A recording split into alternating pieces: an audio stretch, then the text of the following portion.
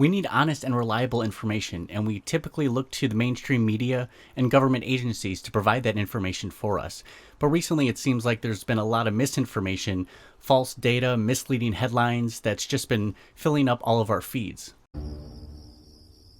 Oh my God. Nowadays, it seems that the headlines, the articles, and the data, they're all just misleading, sensationalized, and simply untrue. And we've never called the virus a hoax. It's actually the safest time to fly. Everyone I know that's flying right now, terminals are pretty much dead. We have a responsibility to slow down this virus and to think of other people during this time. And so if you can keep your distance and prevent someone from getting close to you that might be sick, you could save your family, you can save the elderly, and help our country as a nation. It is absolutely disgusting that Democrats are seeking to use this complex virus to score cheap political points. This dangerous health crisis could dovetail quickly into a political crisis, already feeling economic ramifications of it all. No! God, please, no! No! No! No! So how many times has the media been caught in a lie? Well, it's actually a lot. So here's a few examples of what that looks like. So just a few weeks ago, CBS was caught and then admitted to using footage from a hospital in Italy for footage of an American hospital in New York. And then just a few months ago, ABC admitted to using footage from a Kentucky gun range and claiming it was ISIS in Syria. This video, obtained by ABC News, appears to show the fury of the Turkish attack on the border town of Tel Aviv. A border town bombarded by Turkey's military. This video right here appearing to show Turkey's military bombing Kurd civilians in a Syrian border town. The Kurds who fought alongside the U.S. against ISIS.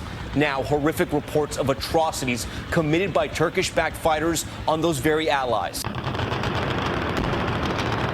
And how could we forget the infamous CNN footage of the Gulf War back in the 90s? An apparent attack, although we can't say what the outgoing missiles hit, at approximately 20 after 7 in the morning Saudi Arabian time. The crowd, I'd say... Yes, I'm just going to put on my gas mask here because the sirens are going. What did you see? I felt dizzy. I am in immediate danger because there are missiles in an unknown location outside this studio. My apologies for that. He's putting on the gas mask. There hasn't been any gas dropped here that we could tell. You smell anything? No. You may smell some of the fumes from a missile exhaust going off. The missiles use a rocket, a cordite, some sort of burning. We just heard a little thump just then. But I have to apologize for that. I thought I lifted something and felt momentarily dizzy. You're more experienced in military.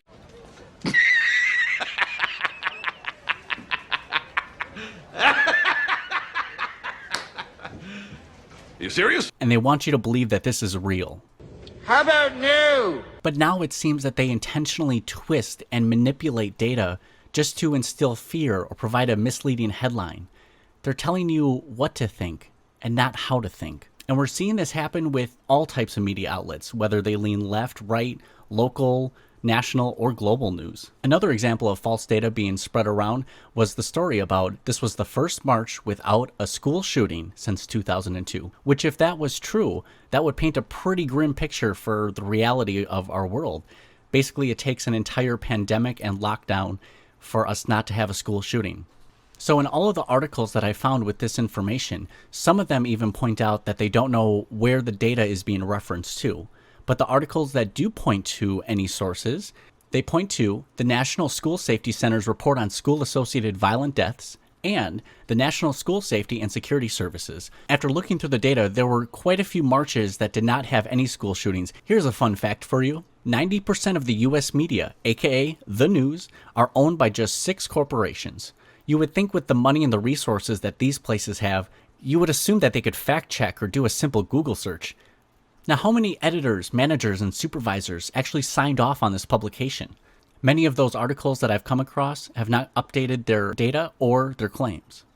And even if we take a look at the PolitiFact website, it confirms that the headline is mostly false. Now, I can't blame anyone for sharing an article without reading past the headline, because honestly, we place a lot of trust in these news organizations to take care of that for us and do the research, compile the data, and present the facts to us. It's one thing in reporting to make an honest mistake, correct that mistake, and then publish that. And it's another thing to publish knowingly false data and never correct the information at all. Sharing of biased and false news has become all too common on social media.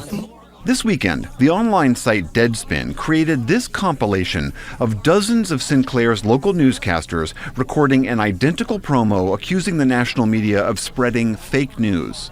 An agenda to control exactly what people think. And this is extremely dangerous to our democracy. This is extremely dangerous to our democracy. This is extremely dangerous to our democracy. This is extremely dangerous to our democracy. This is extremely dangerous to our democracy. And don't forget to like, comment, subscribe, and share this content if you enjoyed it.